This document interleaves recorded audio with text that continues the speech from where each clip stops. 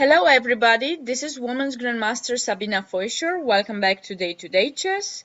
For today, I will be going over the second round of the second World Chess Championship for Disabled that takes place in Dresden, Germany. Today's pick is the game between International Master Gurbanov Andrei and Frink Ferenc from Hungary, and Gurbanov is from Israel. A very interesting game was played today, and a new opening that I haven't been looking at before, so definitely should be exciting for many reasons. Let us go over the game. So International Master Gurbanov went for c4, but we've got this d4 knight c6. This is called the knight tango. And basically, Black's idea is to play e5, and when Black will play d5, to play knight e7. But if with White you're not really sure how to continue that, so if you play knight c3, you would just allow this variation to happen. If you're not sure how to continue in getting an advantage in this position, you're better off playing knight f3, which is what the Israeli International Master did. So with knight f3, you're bringing another control over e5, so Black is not able to continue with e5, Deuce has to play e6, so now we basically have some kind of Nimzo Indian position. a3, we are stopping any bishop b4, so it's a3 is kind of like a loss of time, but also a very good move in this position because it doesn't allow bishop b4. We can develop the knight in c3 without worrying of being pinned anymore, and a3 is going to be definitely a good move later on in the game. If we're going to have any kind of king Indian structures, b4 c5 are typical for those kind of positions. Even if Black is going to play d5 here, a3 is going to be still a helpful move because we don't allow anytime the bishop b4. And in general, Black does not play d5 here because with the knight in c6, you're just getting into some kind of Queen's Gambit positions where you don't have the bishop out, your knight is in c6, you can't play c5 for the moment, so these positions would definitely be some dream come true for White. So that is the reason why Black does not do that. After a3, Black played d6, hoping to enter, and eventually did enter, in some Old Indian or King's Indian positions. Knight c3. Bishop d7 was played here by the Hungarian player. I think it's a little bit too passive in my opinion. I think normally g6 would be, it actually has been played more, it would be a better choice for Black, and after e4, Black can play bishop g7, then castle, and then after bishop e2, simply castle, then try to play rook e8 and e5 and just have some King's Indian type of position. Or if he wants the Old Indian, he doesn't need to play g6, maybe he can think of playing bishop e7, you know, castle, and then get ready to play d5, and then this bishop will be developed either in g4 or maybe via b7 after b6. But definitely d7 seems a little bit passive in my opinion. White continued e4. e3 is another possibility here, but probably would have been met with e5, and White can play bishop d3 here, just a playable position, there are so many games here. Just the only problem for Black is that the bishop is placed kind of bad in d7. But anyways, e4 was played here by the International Master Gurbanov. e5, Black kind of needs to put a pawn in the center eventually, and he does it right now. d5, now knight e7, so kind of playing in the spirit of this tango, knight tango idea, with, you know, bringing that knight on the other side of the board and then trying to provoke some weaknesses by White, and then maybe playing some c6. h3, just stopping any bishop g4 moves, or knight g4 if we want to develop the bishop in e3. Bishop d3, h6, g4.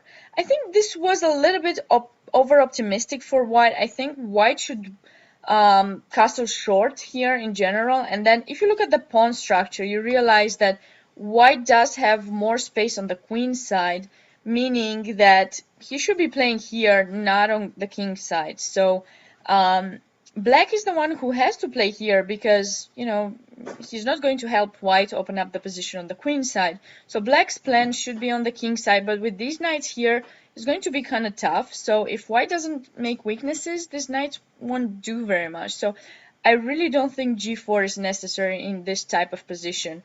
I'm recommending bishop e3 and bishop e7, simply rook c1, and then, you know, castle short. If black castles, we also castle short, and then our plan is with b4, c5. This is my approach on these type of positions. Personally, this is what I like to play. But okay, g4 is an interesting continuation by white, kind of getting ready for the attack, or just stopping black from ever playing f5, or at least for a really long time, because the square is really well protected now. Bishop e7, knight e2 here. Again, I would have personally continued bishop e3 and tried to find a way to play with c5, of course with short castle. But okay, bishop e7, knight e2, knight h7. Black would like to get rid of this bishop, very importantly, because, well, he doesn't have that much space. This bishop doesn't do much, so if he could get rid of it, it would be great. Even if he doesn't get rid of the bishop, if he manages to trade this knight in g5, that would be another good idea, and that's exactly what black did, knight g5. White gives away the bishop, which I don't think was the best solution. I think because black doesn't have that much space, we don't want to trade pieces, so I think knight g1 was a better possibility here. Then we might want to play knight f5 or knight h5 in this position. Maybe some h4 chasing that knight away. And then again, the play is still there, but now that we weaken the position, it's going to be hard to find a good place for the king. Still, I think knight g1 was a good possibility. White went for bishop g5, h takes g5, knight h5, trying to stop black's play on the king side before playing on the queen side. But here, you know, it just seems that black has some play now, because he could have played king f8, and if queen e2 to try to finish your development, knight h4. And if you trade, I will take with the pawn, and then my bishop will be active, finally doing something. And if you don't take, well, okay, you can't do anything on the king side. The position is blocked. For example, if you just castle long, thinking, okay, I will bring my king to safety here, and then I'll prepare c5. Well, me as black, I can play c5 here and think of some a6, b5, because there's no more way of opening the position on the king side. So the play will be played on the queen side. Definitely this position is in black's favor, because the king now is ready to be attacked by black. But black played a little bit strange, I thought, bishop f6. Okay, of course not strange, it's defending g7, but the bishop, you know, he had the wrong plan in mind to castle long. And I think definitely black should have the king on the king side, and then, you know, now that the position is blocked, play on the queen side. Now it's okay, but before it was not. He had to castle short. But queen c2 now I think a mistake by black. Just rook takes h5. Why give away the exchange? When you give away an exchange, you need to make sure you have a clear idea of what's going to happen next. And here, after giving up the exchange, white is the only one who can play for a win. So there's no need to give the exchange here. There's no threat by white. Simply play queen e7, try to castle long, and then okay, you'll be playing with c6. Because black doesn't have that much space. If he didn't play king f8, now he decided to play queen e7 and castle long, he can do so, bring his king to b8 or a8, and then, you know, open up the position with c6, or just blockade it with c5. That is fine as well. But do not give the exchange. This was a mistake that eventually brought his loss, because the more the game went on, here white showed superiority. Having the exchange up was definitely a good a positive thing for white, and you're going to see from here on how white improved with every single move the position of his pieces, and then started to attack. And the more the pieces got traded off, the more he brought the game towards the victory. Knight takes h5. A little bit dubious from black's side. He should not hurry to take that pawn. The pawn doesn't go anywhere. I think rook c8. Oops, I'm sorry. Rook c8, not b8. Rook c8, trying to play c6 and open up the position now on the on this file, because the king does not have a good, white king does not have a good place to go. That would have been a better choice for black. After knight takes h5, white has this bishop e2, bishop g4, trading, as you can see, his bad bishop. This is just amazing for white to get rid of that bad bishop. g6, f3. He doesn't hurry to trade it. It's just because black cannot move with this bishop. These bishops are going to be traded eventually. When black is ready to move, I will trade. But until then, I'm just strengthening my position as white. And now let's see how black continued. King b6. A little bit dubious, because he wants to keep the opportunity of playing c6 or c5, and with b6 he's just weakening the white squares around where the king will be. And given that these bishops will trade, this is just a mistake, because all the squares, white squares, will not be able to be controlled by any piece for black. Long castle. Queen c8, knight e2. We are finishing our development. Of course, black does not want to trade some piece. He has a rook down. Queen c3, good move. Again, of course, not allowing knight e3.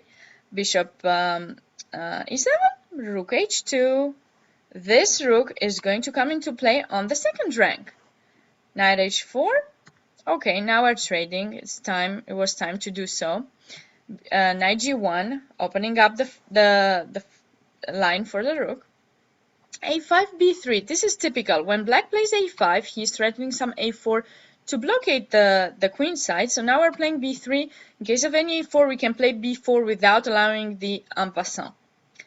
And from here on, let's just see a beautiful continuation by white. King b2 first. We are opening up the c-file for the rook to come. Long castle. This was another, basically going, in Romanian we have an expression, going in the mouth of the wolf. Basically the wolf is there and you're just going to be the food for the wolf. That's not a very good thing to do.